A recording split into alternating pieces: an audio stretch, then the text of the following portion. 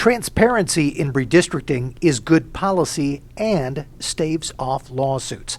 That's the headline of a recent John Locke Foundation Locker Room blog post. Its author, Dr. Andy Jackson, director of the Civitas Center for Public Integrity at the Locke Foundation.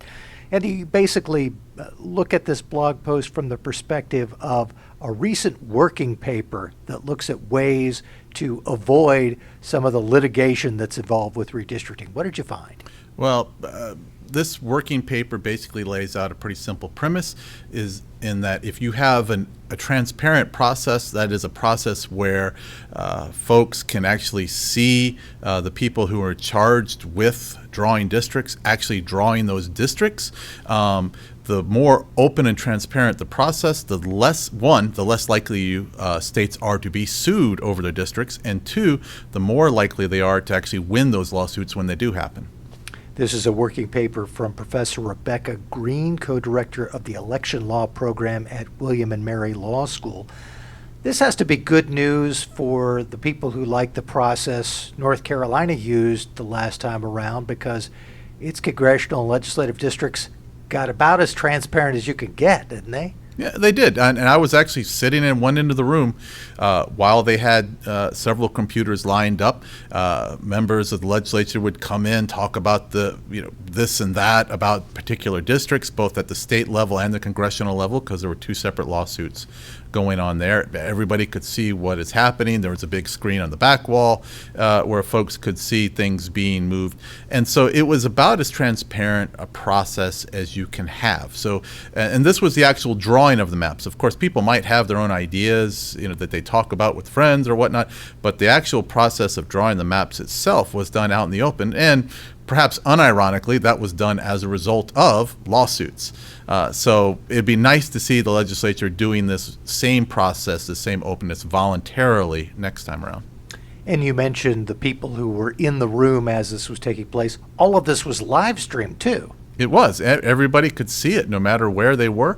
I expect you're going to have, and this is at least my hope, but also an expectation, you're going to have some kind of similar process.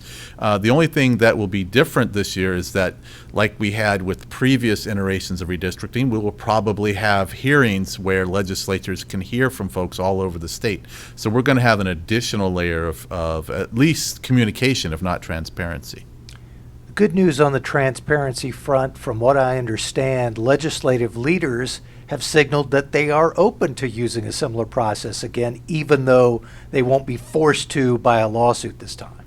Well, I think people generally agreed that were involved in the process that this was actually better for a lot of reasons, not least of the which that hopefully you won't have the same kind of lawsuits that we've had going on for decades here in North Carolina.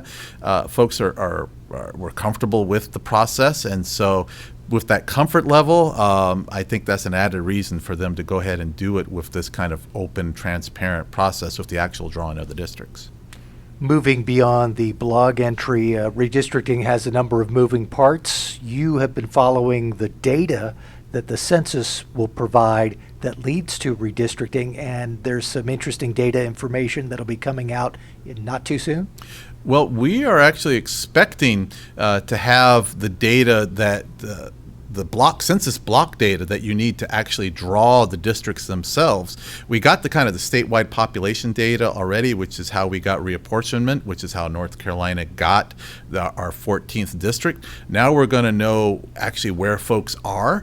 Originally, we were looking at this being around the end of September when this data would come in. So we couldn't start drawing districts in North Carolina until that data came in.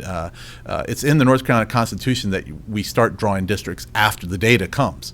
But after some cajoling and pressure from various groups, the Census Bureau has moved that up to the middle of August. So conceivably, we could start drawing districts in North Carolina as early as the middle of August. We don't know, how quickly the state legislature is going to move.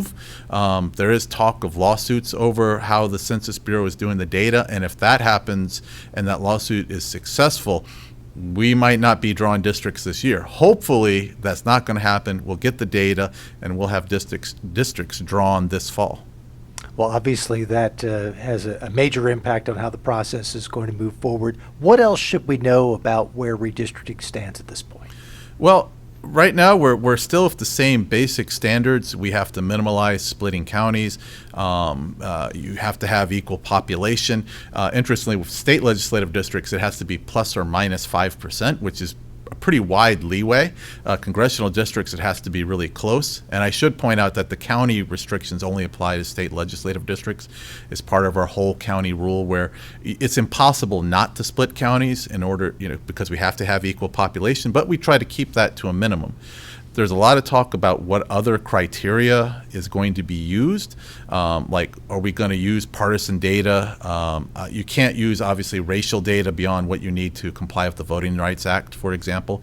But what kind of political data might be used or might not be used? It's my personal hope that you won't be using anything like voter registration data, voting patterns, even the homes of sitting members of the legislature. In my dream, you wouldn't have any of that data, and you would just draw it strictly based on population. We don't know. Last time around, they were able to avoid so-called double bunking, where they said if you have two incumbents, we won't draw them in the same district. I'd like to see that removed, but you don't know. Legislators tend to frown on double bunking, so maybe they will consider that in the drawing of the districts. Well, all of this information will be coming out in the weeks and months ahead, and certainly one person who's going to be following it very closely is Dr. Andy Jackson. He is director of the Civitas Center for Public Integrity at the John Locke Foundation. And if you'd like to learn more about this issue of transparency in redistricting, you can go to the Locker Room blog and find the post with the headline, "Transparency in Redistricting is Good Policy and Staves Off Lawsuits." Thanks a bunch. Thank you.